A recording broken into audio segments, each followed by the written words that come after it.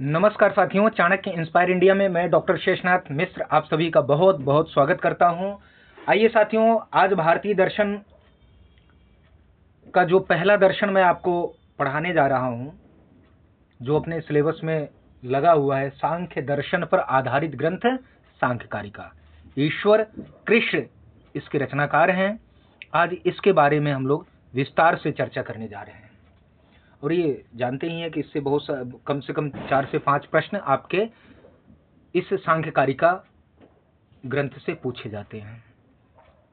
चलिए विलंब न करते हुए, और जैसा कि मैं बार बार बताता हूँ, फिर बता रहा हूँ कि यह NTA UGC net JRF Sanskrit का चाहे 73 कोड हो गया, 25 कोड, हिंदू स्टडीज में भी भारतीय दर्शन लगा हुआ है। ये सारे विषय लगे हुए हैं और यहाँ से प्रश्न पूछे जा रहे हैं। फिर जीडीसी हो गया, जीआईसी हो गया, ठीक है, पीजीटी हो गया यूपी का, या कहीं का भी पीजीटी, भारत में कहीं भी संस्कृत पीजीटी हो रहा है। ये सारे जो टॉपिक लगे हुए हैं सब में कॉमन है। तो आइए देखिए, सबसे प्राचीन दर्शन है कौन सा? सांख्य दर्शन। थोड़ी सी चर्चा सांख्य के बारे में करेंगे, फिर सांख्य कारिका पर आ जाएंगे, ठीक है। यदि प्रश्न आपसे परीक्षा में यदि प्रश्न पूछा जाता है कि सर्वाधिक या सर्व प्राचीन या प्राचीनतम दर्शन कौन सा है, तो वह है सांख्य दर्शन, ठीक है। आजकल परीक्षा में प्रश्न पूछने का पैटर्न चेंज हो गया है। एक तरफ दर्शन का नाम देगा, एक तरफ दर्शन के सिद्धांत दे देंगे, या प्रवर्तक आचार्य दे देंगे, या उनके प्रमाण दे देंगे, इत्यादि तरीके से वो कर रहे हैं। वो मैं आपको प्रैक्टिस करवाऊंगा, ऐसे पैटर्न के ऐसे मॉडल पेपर बनाकर आपसे खूब अभ्यास करवाऊंगा। आप लोग निश्चिंत रहिए, पहले कंटेंट, पहले विषय को अच्छे से पढ़ लीजिए। तो सबसे प्राचीन दर्शन आपका सांख्य दर्शन हुआ। अब देखिए, सांख्य शब्द बना कैसे है, कई बार ये पूछा जाता है। तो सम उपसर्ग पूर्वक, ठीक है ना, संख्या प्रकथने या ख्या प्रकथने धातु से अंग प्रत्यय करने के बाद टाप प्रत्यय करने से बनता है संख्या शब्द। संख्य बनता है, फिर टाप प्रत्यय लगकर संख्या हो जाता है, ठीक है ना। संख्या पद से तत्सेदम सूत्र द्वारा अण प्रत्यय करने पर निष्पन्न होता है सांख्य पद। यहां संख्या लिखा है, संख्या नहीं, सांख्य, ठीक है। ये देखिए सांख्य, ओके। आगे बढ़ते हैं।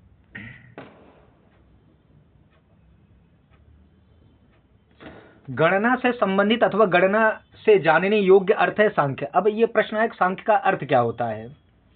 सांख्य का अर्थ होता है गणना से संबंधित अथवा गणना से जानने योग्य, क्योंकि सांख्य दर्शन में 25 तत्वों की गणना अर्थात संख्या को अत्यधिक, मतलब बहुत अधिक महत्व दिया गया है, ठीक है।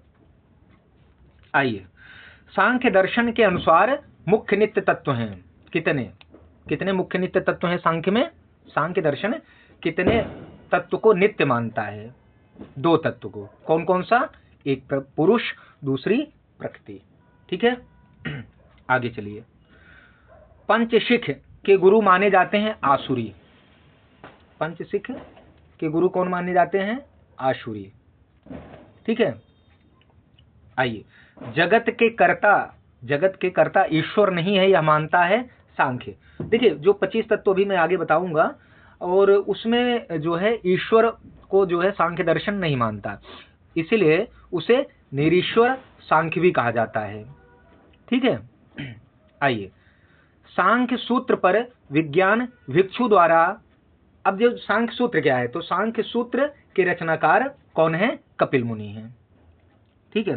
कपिल मुनि जो है वो सांख्य सूत्र के रचनाकार हैं। सांख्य दर्शन के प्रवर्तक आचार्य कौन है? कपिल मुनि, ठीक है ना। सांख्य दर्शन के प्रवर्तक आचार्य कपिल मुनि हैं। कपिल मुनि ने एक ग्रंथ लिखा सांख्य दर्शन पर, सांख्य सूत्र जिसका नाम है, ठीक है। आगे बढ़िए। उसी सांख्य सूत्र पर विज्ञान भिक्षु नामक आचार्य के द्वारा सांख्य प्रवचन भाष्य नामक टीका लिखी गई। याद रहेगा, योग सूत्र पर योग वार्तिक लिखा गया है विज्ञान भिक्षु के द्वारा। बहुत प्रमुख आचार्य हैं, तो ये ध्यान रखिएगा, ये इनका ग्रंथ बड़ा इंपॉर्टेंट है। सांख्य दर्शन योग दर्शन में किस विषय में भिन्न होता है? सांख्य दर्शन योग दर्शन से किस विषय में भिन्न होता है? दोनों में बस एक चीज का एक चीज की भिन्नता है कि सांख्य दर्शन ईश्वर को नहीं मानता और योग दर्शन जो है वह ईश्वर को मानता है। इसीलिए शेश्वर सांख्य योग को कहा जाता है, योग दर्शन को, और निरीश्वर सांख्य सांख्य दर्शन को कहा जाता है। गौड़पाद भाष्य किस ग्रंथ पर लिखा गया है? तो सांख्य कारिका पर। ठीक है, सांख्य दर्शन कहा जाता है द्वैतवादी, क्योंकि नित्य तत्व इसमें दो है, इसलिए इसे द्वैतवादी कहा जाता है। ठीक है ना। सांख्य दर्शन का प्रकरण ग्रंथ कौन सा है? सांख्य कारिका। सांख्य दर्शन का प्रकरण ग्रंथ है सांख्य कारिका। सांख्य कारिका पर जो टीका लिखी गई है वह कौन सी है? सांख्य तत्व कौमुदी। सांख्य तत्व कौमुदी के रचनाकार कौन है? वाचस्पति मिश्र। ठीक है ना। भारतीय दर्शन की आरंभिक विचारधारा है सांख्य। सतः सत जायते यह मत है सांख्य का। सांख्य का जो प्रमुख सिद्धांत है वह सत्कार्यवाद है। सांख्य दर्शन के प्रणेता कौन है? कपिल मुनि। सांख्य कारिका से संबंधित दर्शन कौन है? सांख्य। सांख्य दर्शन को ही आधार बनाकर सांख्य कारिका लिखी गई है और उसी सांख्य कारिका पर जो टीका सांख्य तत्व कौमुदी नामक है उसके रचयिता है वाचस्पति मिश्र। सांख्य सप्तति के नाम से जाना जाता है सांख्य कारिका को। सांख्य कारिका को हिरण्य सप्तति, सांख्य सप्तति इत्यादि नामों से भी जाना जाता है। सांख्य कारिका में 70 कारिकाएं हैं। ठीक है, आइए। सांख्य कारिका के रचनाकार हैं श्री ईश्वर कृष्ण। सांख्य कारिका में कुल कारिकाएं हैं 70। सांख्य दर्शन का प्रमुख आधार है सत्कार्यवाद, या प्रमुख सिद्धांत है सत्कार्यवाद। सत्कार्यवाद के रूप हैं एक, परिणामवाद। सत से सत की उत्पत्ति होती है, यह सिद्धांत किसका है?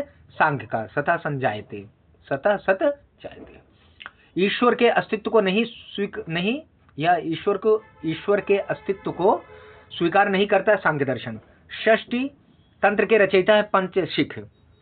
ठीक है, और पंचशिख के गुरु कौन थे? आसुरी।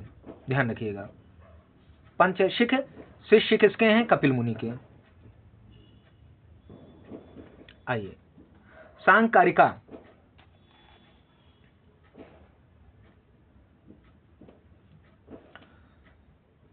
अब इसमें आप देखेंगे, और ईश्वर कृष्ण के गुरु जो है पंचशिख माने जाते हैं, और पंचशिख के गुरु आसुरी, आसुरी के गुरु माने जाते हैं कपिल मुनि। ये इनका क्रम है। और कहीं पर पंचशिख के गुरु जो है कपिल मुनि को ही कहा जाता है, इसलिए मैं यहाँ पर दिया हूँ। तो ये दोनों चीजें ध्यान रखिएगा। सांख्य कारिका का संपूर्ण ग्रंथ निबद्ध है आर्या छंद में। जो सांख्य कारिका है पूरा आर्या छंद में निबद्ध है। पुरुष और प्रकृति दोनों है नित्य तत्व।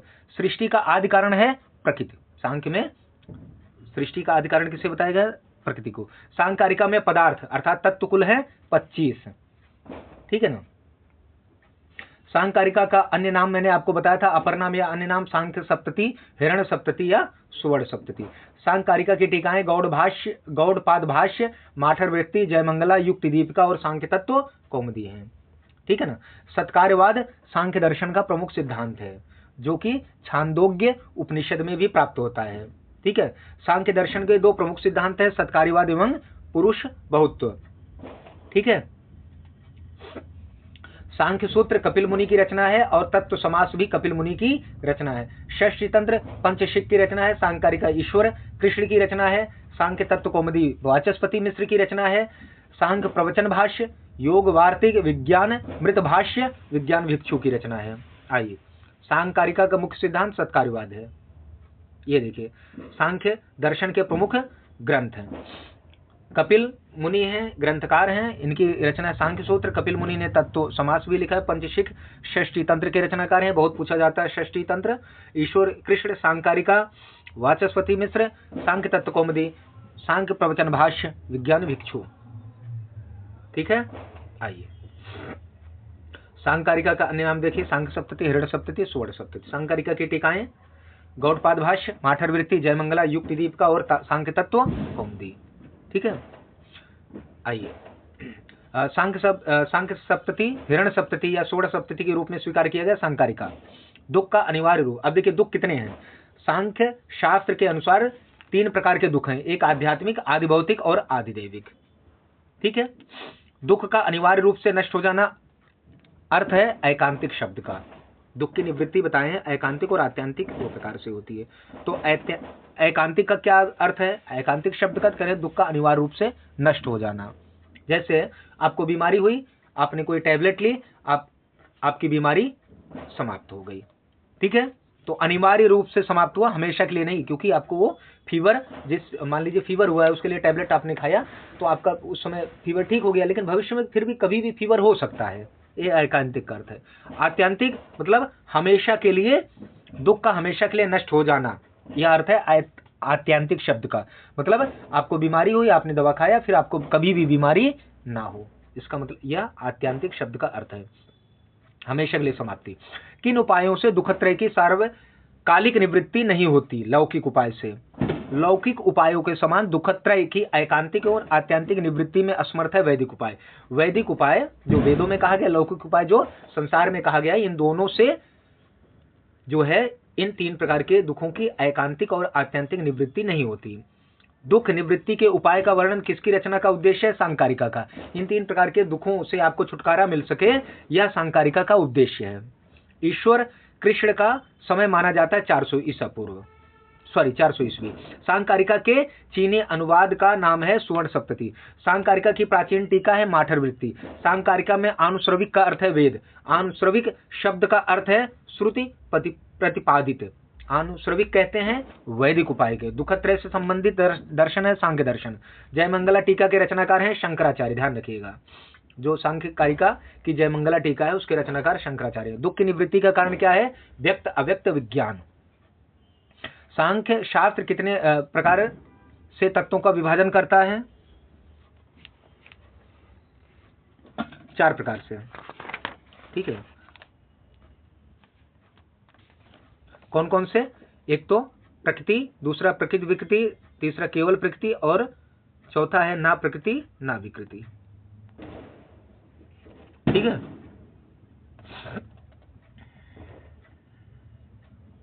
ओके, आइए आगे देखते हैं। ये देखिए, ये था, अब यहां ये रहा, ना प्रकृति ना विकृति, ये रहा आपका। 4 भागों में तत्वों को विभाजित किया गया है, ठीक है। मतलब सांख्य शास्त्र कितने प्रकार से तत्वों का, जो तत्व है इसमें 25 तत्व, इसको 4 भागों में विभाजित किया गया। प्रकृति, एक प्रकृति, दूसरा प्रकृति विकृति और तीसरा है केवल विकृति और चौथा है ना प्रकृति ना विकृति। वो आगे मैं आपको बताऊंगा, अभी देखते हैं। अब केवल प्रकृति सिर्फ करें ना, पहला क्या था? 4 प्रकारों में एक पहला प्रकृति था। प्रकृति देखिए, प्रकृति एक है, प्रकृति की संख्या एक है, जिसको मूल प्रकृति अविकृति भी कहते हैं, ठीक है ना। प्रकृति एवं विकृति की संख्या 7 है, सप्त प्रकृति विकृतियां सप्त, ठीक है ना। प्रकृति और विकृति की संख्या 7 है, ठीक है। फिर आगे देखिए, महत अहंकार और पंच तन्मात्राएं हैं, कारण एवं कार्य, मतलब ये प्रकृति भी है विकृति भी है। केवल विकृति की संख्या है 16, षोडशकस्तु विकारा, ठीक है। आइए, ना प्रकृति ना विकृति, ये आपने देखा होगा, ठीक है ना। मूल प्रकृतिर विकृतिर महादाद्या प्रकृति विकृतयः सप्त, षोडशकस्तु विकारो ना प्रकृति ना विकृति पुरुषा, ये कारिका है, ठीक है। तीसरी कारिका आपकी है सांख्य कारिका की, तो इसमें दिया गया है।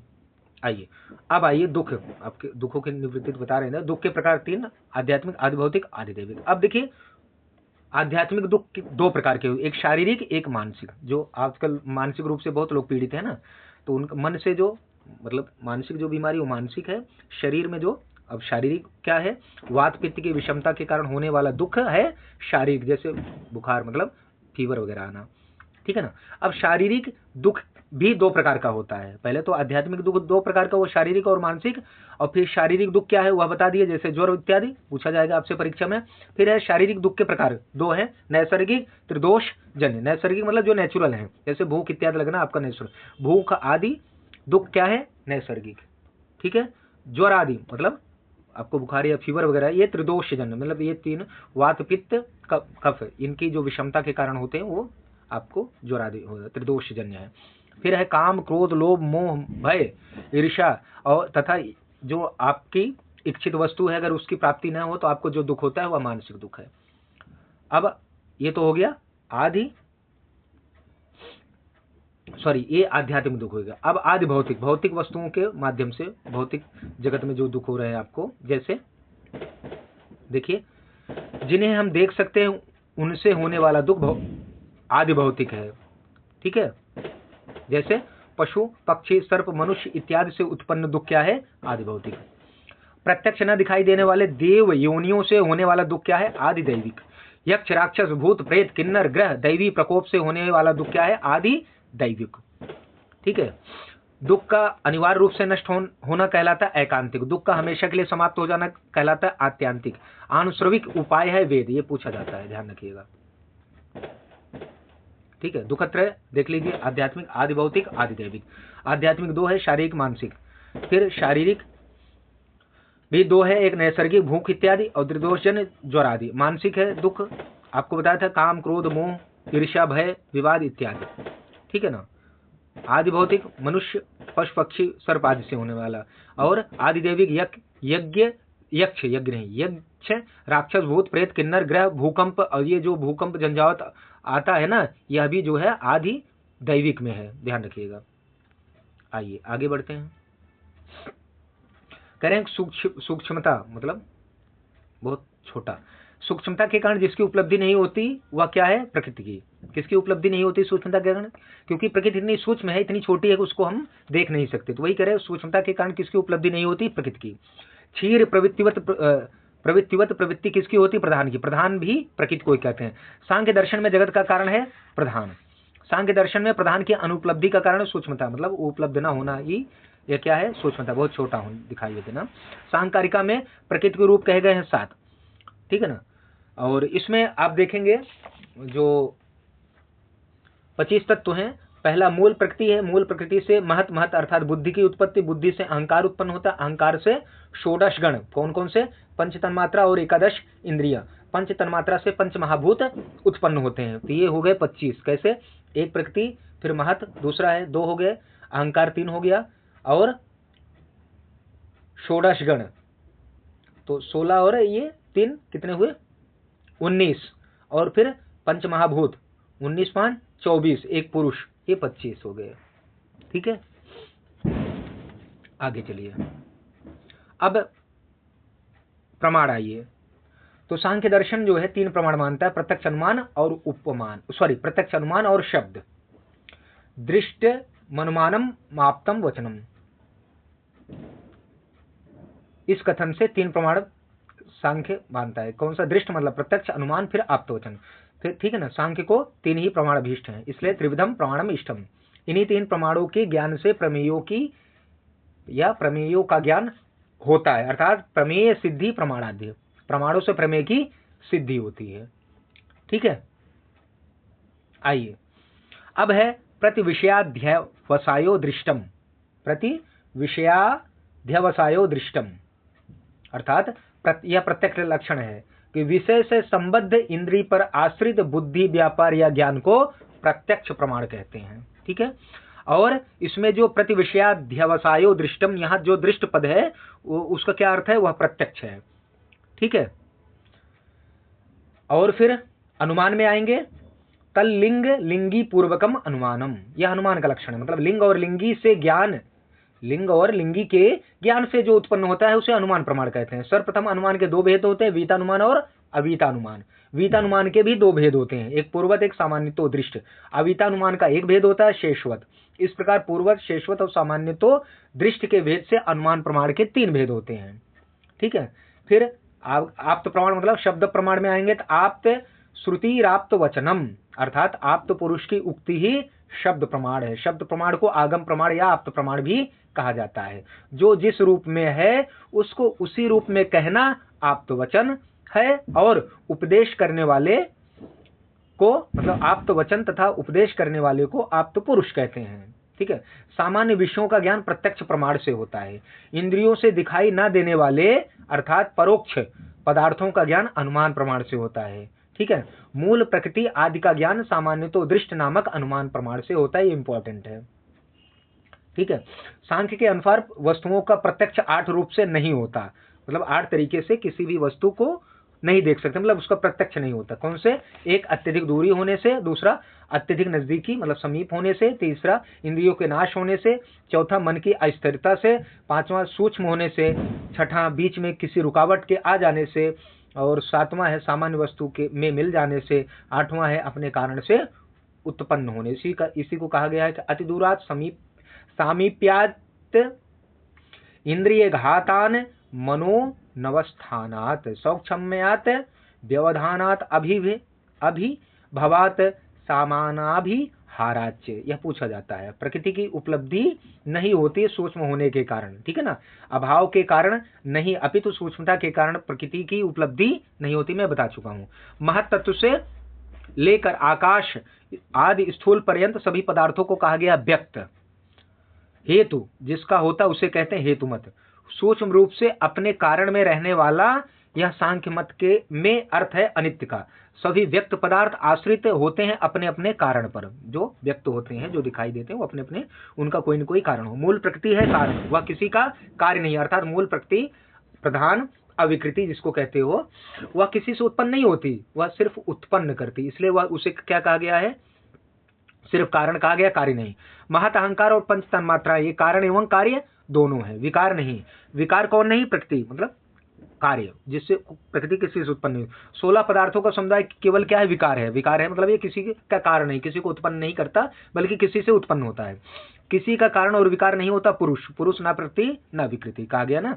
महत से उत्पन्न होता अहंकार, महत का अर्थ होता है बुद्धि। प्रकृति से उत्पन्न होता है महत अर्थात बुद्धि, और महत से अहंकार उत्पन्न होता है। अहंकार से उत्पन्न होते हैं 16 पदार्थ, ठीक है। आइए, और इन 16 पदार्थ में कौन कौन आता है? पंच ज्ञानेन्द्रिय, पंच कर्मेंद्रिय, मन, मतलब ये एकादश इंद्रियां हो गई, तथा पंच तन्मात्राएं, ये 16 पदार्थ कुल मिला के होते हैं, ठीक है ना। इन्हीं को 16 पदार्थ है। पंच तन्मात्रा से उत्पत्ति होती पंचभूतों की, चित्त जल पावक गगन समीर, ये पंच महाभूतम। 16 पदार्थों का कारण कौन है? अहंकार। चूंकि अहंकार से उत्पन्न हो रहे हैं, तो अहंकार क्या है? कारण हुआ। उसका कार्य कौन हुआ? 16 पदार्थ। अहंकार के कार्य है 16 पदार्थ। महत का कार्य है अहंकार, मतलब महत का कार्य मतलब महत से जो उत्पन्न हो रहा है वह उसका कार्य हो गया। अहंकार का कारण कौन है? महत, महत अर्थात बुद्धि। सृष्टि का आदि कारण है प्रकृति। प्रकृति का अन्य नाम है प्रधान, नित्य, व्यापक, निष्क्रिय, एक, अनाश्रित, निर्वय, स्वतंत्र, ये सभी विशेषण है प्रकृति के। पूछा जाता है। महत, अहंकार, मन और 16 पदार्थ है व्यक्त, ठीक है ना। मूल प्रकृति है अव्यक्त, मतलब ये किसी के द्वारा उत्पन्न नहीं की जाती, इसलिए अव्यक्त है। ना व्यक्त ना व्यक्त, न व्यक्त और ना व्यक्त है कौन है? पुरुष। बंधन और मोक्ष होता है प्रकृति की। अनेक आश्रयों वाली प्रकृति करती है संसरण। अध्यवसाय बुद्धि, या बुद्धि या लक्षण है बुद्धि का। व्यक्ति को अभ्युदय एवं निःश्रेयस की प्राप्ति कराने वाला कारण है धर्म, मतलब मोक्ष। आसक्ति का अभाव है वैराग्य। जब वैराग्य हो जाता है तो आसक्ति समाप्त हो जाती है। आइए, अव्यक्त और व्यक्त पदार्थों की समानता और एवं असमानता, ठीक है ना। अब देखिए, हेतुमान अहेतुमान। व्यक्त जो है हेतुमान होता है, अव्यक्त अहेतुमान। व्यक्त नित्य है, अनित्य है। व्यक्त अनित्य है, अव्यक्त नित्य है। अव्यापी अव्यक्त है, व्यक्त व्यापी है। व्यक्त अव्यापी है, अव्यक्त व्यापी है। सक्रिय व्यक्त है, निष्क्रिय अव्यक्त है। अनेक व्यक्त होता है, अव्यक्त एक होता है। आश्रित व्यक्त होता है, अनाश्रित अव्यक्त होता है, ठीक है ना। लिंग सहित व्यक्त है, लिंग रहित अव्यक्त है। अवयव युक्त व्यक्त होता है, निर्वय युक्त अव्यक्त होता है। परतंत्र जो होता है वो व्यक्त होता है, और अव्यक्त जो है स्वतंत्र होता है, ठीक है। आइए, व्यक्त एवं अव्यक्त का साम्य एवं पुरुष से इनका वैषम्य निरूपण, मतलब पुरुष से एक पुरुष के विपरीत होते हैं। व्यक्त और अव्यक्त दोनों त्रिगुणात्मक होता है, पुरुष तीनों गुणों से रहित होता है। व्यक्त और अव्यक्त अविवेकी होता है, पुरुष विवेकी होता है। ये पूछा जाता है प्रश्न खूब परीक्षा में। व्यक्त और अव्यक्त विषयी हैं, अविषयी पुरुष है। सामान्य व्यक्त और अव्यक्त हैं, असामान्य पुरुष है। अचेतन व्यक्त और अव्यक्त होता है, चेतन पुरुष होता है। प्रसवधर्मी व्यक्त और अव्यक्त को भी कहा जाए, अप्रसवधर्मी पुरुष होता है। प्रकृत अहंकार, पंच ज्ञानेन्द्रिय, पंच कर्मेंद्रिय, प्रकृत महत अहंकार, पंच ज्ञानेन्द्रिय, पंच कर्मेंद्रिय, मन, पंच तन्मात्राएं, पंच महाभूत, पुरुष, ये सांकारिका के 25 तत्व हैं, ठीक है। यहाँ मैंने चार्ट भी दिया है। अब अहंकार देखिए 2 प्रकार का होता है। एक तो सात्विक अहंकार जिसको वैकृत कहते हैं, तामसिक अहंकार जो भूत आदि होते हैं। सात्विक अहंकार भी देखिए 11 होते हैं। कौन से? पंच ज्ञानेंद्रिय, पंच कर्मेंद्रिय और मन। और तामसिक अहंकार पंच तन्मात्रा है। पंच तन्मात्रा से पंच महाभूत उत्पन्न होते हैं। ज्ञानेंद्रिय कौन कौन? श्रोत्र, नेत्र, घ्राण, त्वक, रसना। पंच ज्ञानेंद्रिय कौन है? वाक, पाण, पाद, उपस्थ। पंच तन्मात्राएं शब्द, स्पर्श, रूप, रस, गंध। पंच महाभूत का आकाश, वायु, अग्नि, जल और पृथ्वी। ठीक है, आइए आगे बढ़ते हैं। पंच ज्ञानेंद्रिय देख लीजिए, मैंने यहाँ भी चार्ट बना दिया है। पंच ज्ञानेंद्रिय, पंच तन्मात्रा, पंच महाभूत, पंच ज्ञानेंद्रिय एवं उनके कार्य। श्रोत्र से क्या करते हैं? शब्द उनका कार्य है, श्रोत का सुनना। त्वक से त्वचा स्पर्श करती है, त्वचा चक्षु आंख रूप है, रसना जीवा, रस है, घ्राण नाक गंध है। कर्मेंद्रिय और उनको कार्य। वाक क्या है? वाणी से बोलते हैं ना, बोलना। पाणी हाथ लेना, पाद चलना, पायु त्याग करना, मल त्याग करना, उपस्थ जनेन्द्रिय, ठीक है ना, उत्पन्न करना, आनंद प्रदान करना। हेतुमत अनित्यम अव्यापी सक्रियम अनेकम आश्रितम लिंगम सावयम परतंत्रम, यह है व्यक्त। 23 व्यक्त पदार्थों की उत्पत्ति होती है अव्यक्त से। व्यक्त और अव्यक्त में होते हैं त्रिगुण। तीनों गुण जो है व्यक्त अव्यक्त में होते हैं, दोनों में। अविवेकी विषय सामान्य अचेतन प्रसवधर्मी या व्यक्त और अव्यक्त होते हैं। ठीक है, गुण रहित, विवेकी, अविषय, असामान्य, चेतन, अप्रसवधर्मी कौन है? पुरुष है। प्रकृति की स्वतंत्र सिद्धि के लिए कितने हेतु बताए गए हैं? 5। ये बहुत बार पूछा गया है और याद कर लेना। भेदानाम परिमाणात, 2 है समन्वयात, 3 है शक्तिता प्रवृत्ति, 4 है कारण कार्य विभागाद और 5वां है अविभागाद वैश्व रूप से तद विपरीत तथा च पुमानिया कहा गया। इस कार्य का संबंध है पुरुष। प्रकृति है त्रिगुणात्मिका। त्रिगुणम विवेक, विषय, सामान्य, चेतनम, प्रसवधर्मी, व्यक्तम तथा प्रधानम, या परिभाषा प्रकृति और व्यक्त की, मतलब व्यक्त और अव्यक्त की। ना प्रकृति ना विकृति, यह कौन है? पुरुष है। अविकृति कौन है? प्रकृति है, क्योंकि वो किसी के द्वारा उत्पन्न नहीं होती प्रकृति। ठीक है, आइए सर्वप्रथम अनुमान के भेद होते हैं, मैंने बता दिया है, सारा बता दिया है। हाँ, सामान्य विषयों का ज्ञान होता है प्रत्यक्ष प्रमाण से। इंद्रियों से दिखाई न देने वाले अर्थात परोक्ष पदार्थों का ज्ञान होता है अनुमान प्रमाण से। मूल प्रकृति आदि का ज्ञान किस अनुमान प्रमाण से होता है? सामान्यतो दृष्टि। सांख्य के अनुसार वस्तुओं को मैंने बताया था ना, प्रत्यक्ष 8 प्रकार से नहीं होता, ये आपका दिया है, इसको ध्यान रखिए। प्रमेय की सिद्धि प्रमाणों द्वारा होती है। आइए सांख्य का प्रमाण मैंने आपको बता दिया गया, ये सारी बातें। लिंगी पूर्वकम अनुमानम, साधन और साध्य आधारित होता है अनुमान पर। श्रुत वाक्य शब्द प्रमाण। अतीन्द्रियाणाम प्रतीति, यह है सामान्यतो दृष्ट अनुमान। किस कारण से प्रत्यक्ष नहीं होता? सूक्ष्मता अत्यधिक दूरी के कारण। सत्कारवाद के हेतु है 5, बहुत बार पूछा गया है और पूछा ही जाता है, इसको याद कर लेना। अब वह कौन सा है तो पढ़ सकते हैं। असत्करणात् उपादान ग्रहणात् सर्व संभवा भावा शक्त शक्य करणात् कारण भावाच्य सत्कार्यम। सत्कार्यवाद के 5 हेतु होते हैं। कौन से? सत्कार्यवाद का पहला कारण है हेतु माने कारण, असत्करणात्, दूसरा है उपादान ग्रहणात्, तीसरा है सर्व संभवा भावात्, तीसरा शक्त शक्य करणात्, तीसरा है सर्व संभवा भावात्, चौथा है शक्त शक्य करणात्, 5वां है कारण भावात्। पुरुष की स्वतंत्र सिद्धि के भी हेतु अर्थात कारण 5 है। कौन? संघात परार्थत्वात्, दूसरा है त्रिगुणादि विपर्यात्, तीसरा है अधिष्ठानात्, चौथा है भोक्तृभावात् और 5वां कैवल्यार्थम प्रवृत्ति। सांख्य में अत्रिगुण, विवेकी, असामान्य, चेतन, साक्षी, दृष्टा कहा गया पुरुष को। अप्रसवधर्मी कहा गया पुरुष को। माध्यस्थ कौन है? पुरुष है। भोक्तृभाव किसकी सत्ता के लिए? पुरुष की। पुरुष बहुत को स्वीकार करता है सांख्य दर्शन। जनन मरण करणानाम प्रतिनियमात अयुगपत प्रवृत्तेश, यह संबंध है पुरुष बहुत्तम से। ठीक है ना, पुरुष बहुत प्रकार से होते हैं, यह सांख्य दर्शन कहता है, सांकारिक। सांख्य में गुण 3 है, सत्व, रजस, तमस। प्रीत्यात्मक है सत्वगुण, अप्रीत्यात्मक है रजोगुण, ध्यान रखिएगा, बहुत बार पूछा। और विषादात्मक जो गुण है वह तमोगुण है। अन्योन्याभिभवाश्रय जनन मिथुन वृत्तेश्य गुणा, यह है तीनों गुण। गुण की परिभाषा बताई गई है गुण के बारे में। रजोगुण गतिशील होता है, लघु एवं प्रकाशक होता है। सत्वगुण उपष्टंभक मतलब प्रेरक, चलम मतलब सक्रिय होता है। रजोगुण गुरु आवरण वाला होता है। तमोगुण भारी भरकम। अविवेकित्व आदि धर्मों की सत्ता किसके कारण सिद्ध होती? त्रिगुण के। ठीक है, प्रीति का अर्थ है सुख, अप्रीति का अर्थ है दुख, विषाद का अर्थ है मोह, प्रकाश, प्रवर्तन, नियमन, यह कार्य क्रमशः है तीनों गुणों का। हल्का और प्रकाशक होता है सत्वगुण, सत्वम लघु प्रकाशकम। चंचल और उत्तेजक होता है रजोगुण, उपष्टंभकम चलम चारजा। किसके प्रभावी होने पर व्यक्ति स्वयं को हल्का, सुखी एवं आनंदित अनुभव करता है? रजोगुण के। बहुत बढ़िया, बहुत बार पूछा गया है। ठीक है, किसके प्रभावी होने पर व्यक्ति में चंचलता एवं गतिशीलता की अनुभूति होती है? रजोगुण के। सत्वगुण एवं तमोगुण दोनों गुण होते हैं निष्क्रिय। सत्वगुण और तमोगुण दोनों गुणों को क्रियाशील बनाता है रजोगुण, बहुत इंपॉर्टेंट है, ध्यान रखिए। त्रिगुण ये देखिए, सत्वगुण हल्का प्रकाशक, रजोगुण चंचल उत्तेजक, तमोगुण भारी अवरोधक। माध्यस्थम द्रष्टृत्वम अकर्तृ भावस्य संबद्ध है पुरुष से। चेतन होता है पुरुष, जड़ होती है प्रकृति। ठीक है, आइए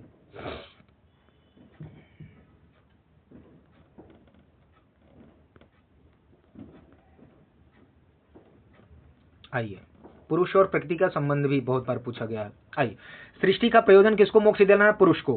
प्रकृति और पुरुष का संयोग किसके समान होता है? अंधे और लंगड़े के समान। अब पूछा जाता है कि यहाँ अंधा और लंगड़ा कौन है? पुरुष लंगड़ा है और प्रकृति अंधी है। कहा पंग वंदव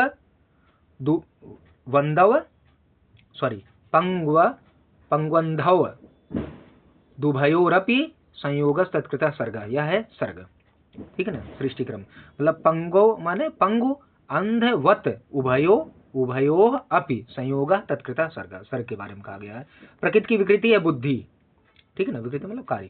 सत्व रजस और तमस की साम्यावस्था का नाम ही है मूल प्रकृति। ठीक है ना, बुद्धि मति प्रत्यय महान एवं उपलब्धि ये नाम है महत के, जो प्रकृति से उत्पन्न होती है। ठीक है ना, सत्व प्रधान अहंकार से उत्पन्न होते 5 ज्ञानेन्द्रिया, 5 कर्मेंद्रिया और मन। मैंने सात्विक अहंकार बताया था ना, ये है 11 होते हैं। तमो गुण प्रधान अहंकार से उत्पन्न होते हैं 5 तन्मात्राएं। 5 तन्मात्राएं से 5 महाभूत उत्पन्न होते हैं।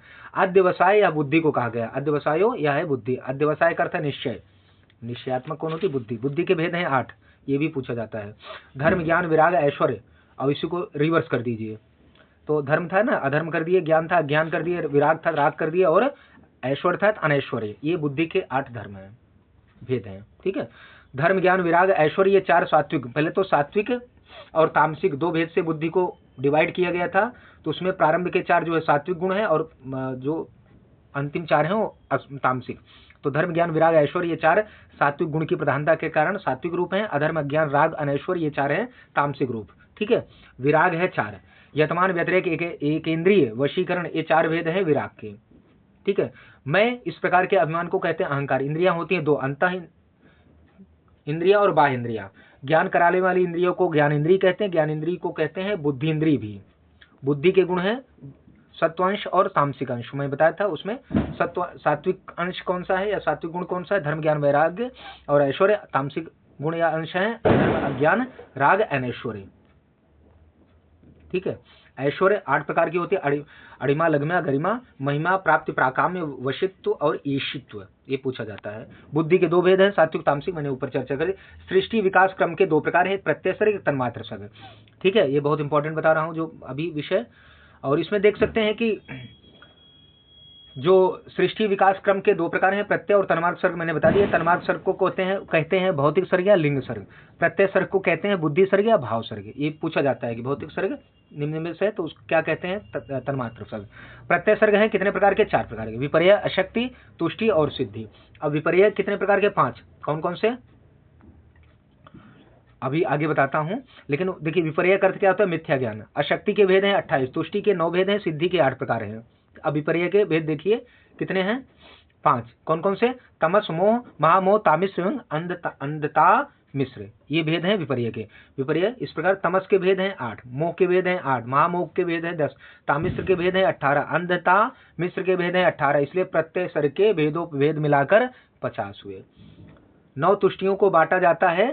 तुष्टियां 9 है ना, तो उनको बांटा जाता है 2 भागों में। एक आध्यात्मिक जिसको आंतरिक है, दूसरा बाह्य। प्रकृत उपादान काल भाग ये 4 हैं। आध्यात्मिक तुष्टि मतलब आंतरिक, पार सुपार पारापार अनुत्तम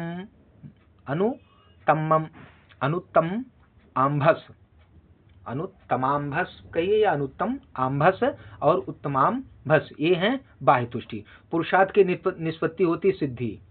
अध्ययन शब्द तर्क को ऊह कहते हैं। दान सूर्य प्राप्ति त्रिविध दुख ये 8 है सिद्धि। सिद्धि के 8 प्रकार होते हैं ना, ये 8 अष्ट सिद्धियां हैं।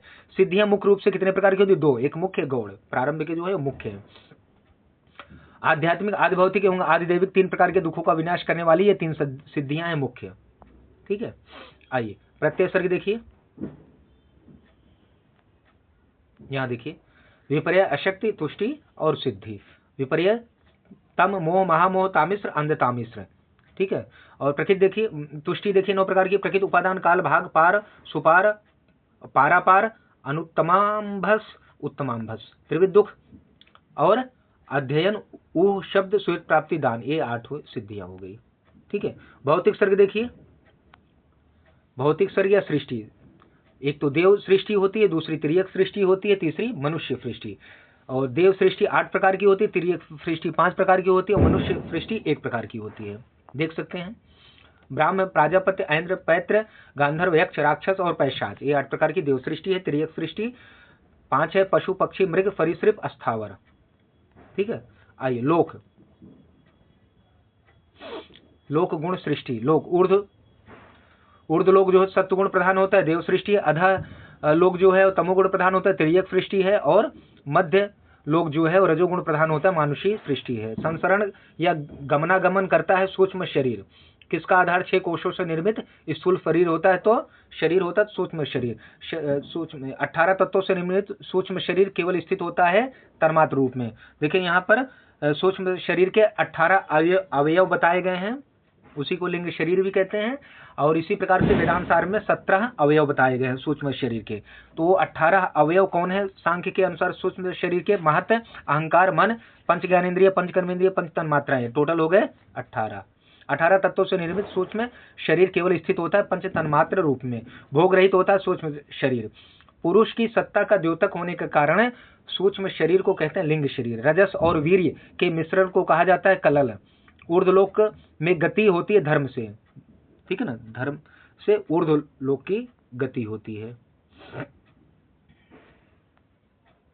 और अधर्म से अधोलोक की गति होती है, मतलब प्राप्ति होती है। अधोलोक में गति होती है अधर्म से। बंधन की प्राप्ति होती है अज्ञान, अज्ञान से ही जो बंधन का कारण है वो अज्ञान ही है। वैराग्य से होता है मूल्य, वैराग्य से होता है प्रकृति लय, अर्थात वैराग्यात प्रकृति लय, ठीक है ना, वैराग्य से प्रकृति लय होता है। कर्ण कुल कितने हैं? 13 है, ठीक है ना। ये बहुत महत्वपूर्ण प्रश्न है, इसको ध्यान रखिएगा, ठीक है ना। कर्ण आएगा कि कर्ण कितने प्रकार के होते हैं, तो 13 होते हैं, कर्ण 13 होते हैं।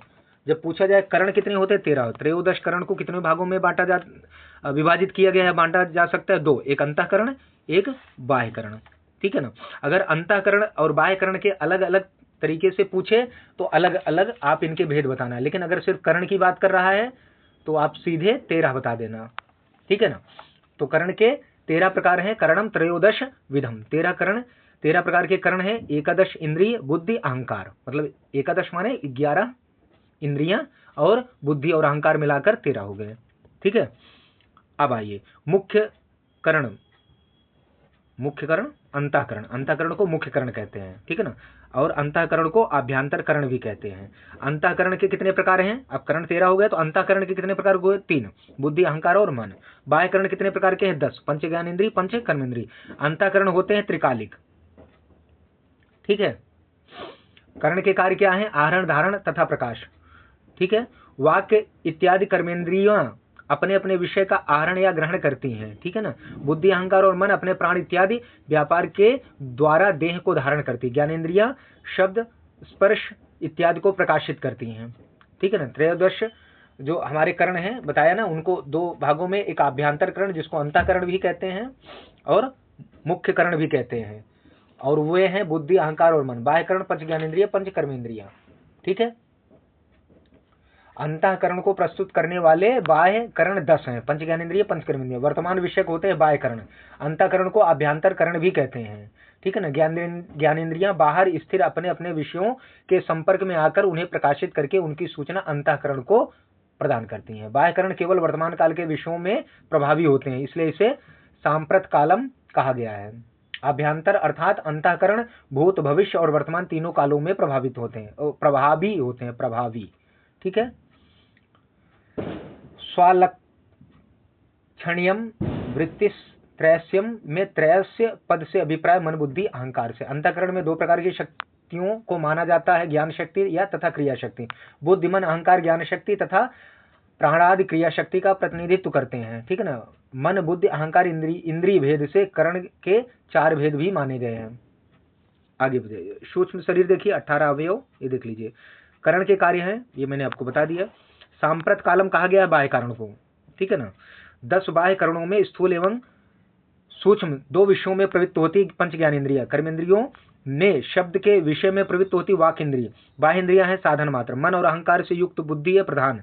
सभी ज्ञानेन्द्रियों मन एवं अहंकार का लक्ष्य होता है बुद्धि। सभी विषयों के संबंध में होने वाले पुरुष के भोग को संपादित करती है बुद्धि, प्रकृति और पुरुष के सूक्ष्म भेद को प्रकट करती है बुद्धि, ठीक है, अंतर को बताती है। पंच तन्मात्रा है क्या है? सूक्ष्म विषय। शांत, घोर और मूढ़ होते हैं पंच महाभूत। नित्य होता है सूक्ष्म शरीर। तीन अंतःकरण कौन है? देख लीजिए। बुद्धि, निश्चय, इसका कार्य करना है निश्चय, अहंकार का कार्य है अभिमान, मन का है संकल्प। 13 करण, ये देख लीजिए चार्ट से मैंने, पंच ज्ञानेंद्रिय, पंच कर्मेंद्रिय और त्रिविध अंतःकरण। 5, 5, 10 और 13। धर्म की प्राप्ति ऊर्ध्वलोक। ऊर्ध्वलोक कौन कितने हैं? 7 हैं। भू, भुव, स्व, महा, जन, तपः, सत्यम, ठीक है ना, ये है। और अधोलोक कौन है? अतल, वितल, सुतल, रफातल, तलातल, महातल, पाताल। पूछा जाता है, याद करके रखना। अधर्म से प्राप्ति अधोलोक की। ज्ञान से माना गया मोक्ष की प्राप्ति ज्ञान से होती। भावों के फल देखिए, धर्म, अधर्म, ज्ञान, अज्ञान। धर्म ऊर्ध्वलोक, अधर्म से अधोलोक, ज्ञान से मोक्ष की प्राप्ति, अज्ञान से बंधन की प्राप्ति, ठीक है। सांसारिक बंधनों की प्राप्ति होती है अज्ञान से। अज्ञान से होने वाले बंधन कितने प्रकार के होते हैं? तो 3, प्राकृतिक, वैकृतिक, दाक्षिणिक। सांख्य कितने प्रकार का मोक्ष मानता है? 2, जीवन मुक्ति और विदेह मुक्ति, ध्यान रखिएगा, ठीक है। सांख्य दर्शन में सर्वाधिक सुकुमार प्रकृति है। सांख्य शास्त्र द्वारा संभव होता है विवेक ख्याति, ठीक है।